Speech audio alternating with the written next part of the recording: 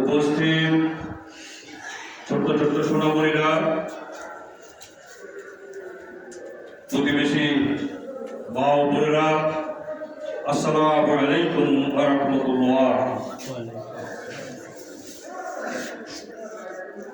মহান রব্বুল আলামিনের দরবারে অগণিত অসংখ্য শুকরিয়া জ্ঞাপন করছি।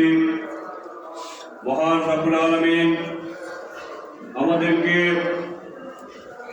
এই পবিত্র জুমার দিনে আল্লাহর ঘর মসজিদে এসে পবিত্র জুমার নামাজের উদ্দেশ্যে আল্লাহর ঘর মসজিদে নিয়ে এসেছেন। এই জন্য আমরা মহান রব্বুল আলামিনের দরবারে অগণিত অসংখ্য শুকরিয়া জ্ঞাপন করছি। সকলেই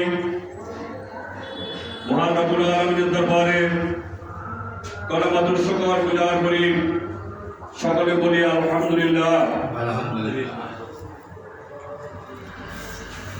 সম্মানিত মুসলিয়ান কেরাম, আজকে আপনারা দেখেছেন কালকেও ভূমিকম্প হয়েছে মৃদু আকার। এর আগে বড় আকারের ভূমিকম্প হয়েছে, বেশ ক্ষয়ক্ষতি হয়েছে। এটার জন্য মানুষ যখন নাফরমান হয়ে যায়, সমাজে মানুষ যখন মুনাফিকের সংখ্যা যখন বেড়ে যায়, তখন আল্লাহ নানা রকম আসমানি এবং জমিনি গজব নাজিল করেন। সতর্কতার জন্য আল্লাহ কিছু কিছু নজির দুনিয়াতে পাঠান। তারই ধারাবাহিকতায় এই যে ভূমিকম্প, মহামারী, সমাজে অস্থিরতা, খুন খারাপি প্রতিনিয়ত লেগে আছে। ছোটখাটো সামান্য বিষয় নিয়ে দেখেন, একদল আরেক দলকে মারতেছে, ধারালো অস্ত্র দিয়ে, আগ্নেয়াস্ত্র দিয়ে আক্রমণ করতেছে। বাংলাদেশের প্রতিদিন কোনো না কোনো জায়গায় এই ধরনের সমস্যা হচ্ছে। এগুলো হচ্ছে আমাদের সৃষ্টি, মানুষের সৃষ্টি। কারণ মানুষ নাফরমান হয়ে যাচ্ছে, দিন দিন মুনাফিকের সংখ্যা বেড়ে যাচ্ছে। আমি সবসময় আপনাদেরকে বলে থাকি, মুনাফিক কাফের কর্ম, মুনাফিক নয়। মুনাফিক হচ্ছে মুসলমান নামধারী, কলমাও পড়ে, কলমাও পড়েছে, কোরআন হাদিসের কথা বলবে কথায় কথায়, আর সারাক্ষণ মিথ্যা কথা বলবে, গীবত করবে, মানুষের পিছনে পিছনে কথা বলবে, অন্যের ক্ষতি করার চিন্তা করবে।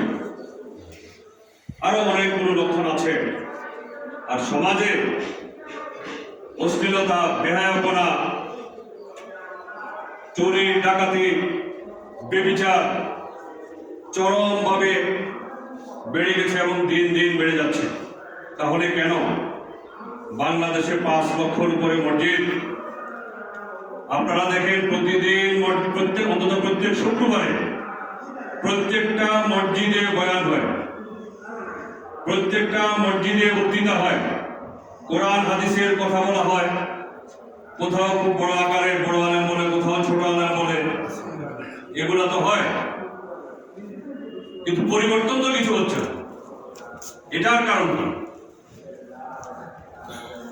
এত বক্তৃতা দিই, কোরআন হাদিসের রেফারেন্সে আমরা কথা বলি, কিন্তু আপনার সমাজে কোনো পরিবর্তন আসতেছে না, দিন দিন আরো খারাপ হচ্ছে। কারণটা কি?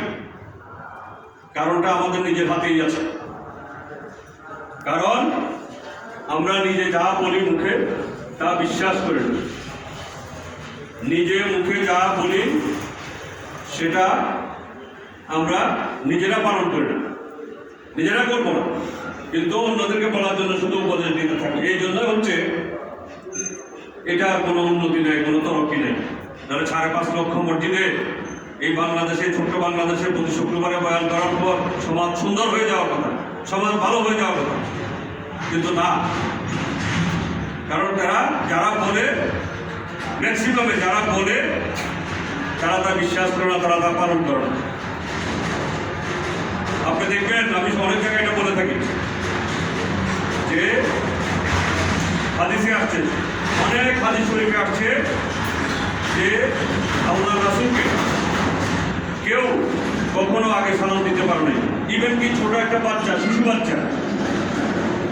এই জন্য আমরা একটা ঘটনা আছে যে দুটা শিশু তারা যখন শুনছে যে আল্লাহ রাসূলকে কেউ আগে সালাম দিতে পারে নাই, তো বাচ্চা দুটা মনে মনে সিদ্ধান্ত নিল যে আমরা কোনো না কোনো দিন আল্লাহ রাসূলকে আমরা আগে সালাম দিব। কিভাবে দেখেন, বাচ্চা মন তারা দুইজনে পরিকল্পনা করলো। পরিকল্পনা করে আল্লাহ রাসূল যে রাস্তা দিয়ে হাঁটে সেই রাস্তায় একটা ঝোপের আড়ালে যাইয়া তারা বসলো যে আল্লাহ রাসূলের দিক দিয়ে এখন আসবে। আল্লাহ রাসূল আসার আগে, আল্লাহ রাসূল তো আমরা ঝোপের মধ্যে ঢুকে আছি, আমাদেরকে দেখবেন না, আমরা আল্লাহ রাসূল যখন কাছাকাছি আসবে তখন আমরা এই কথা বলো না, আমরা যখন আল্লাহ রাসূল যখন কাছাকাছি আসবে তখন আমরা চোখ থেকে বেরোয় আল্লাহ রাসূল দেখার আগেই আমরা সালাম দিয়ে দেব।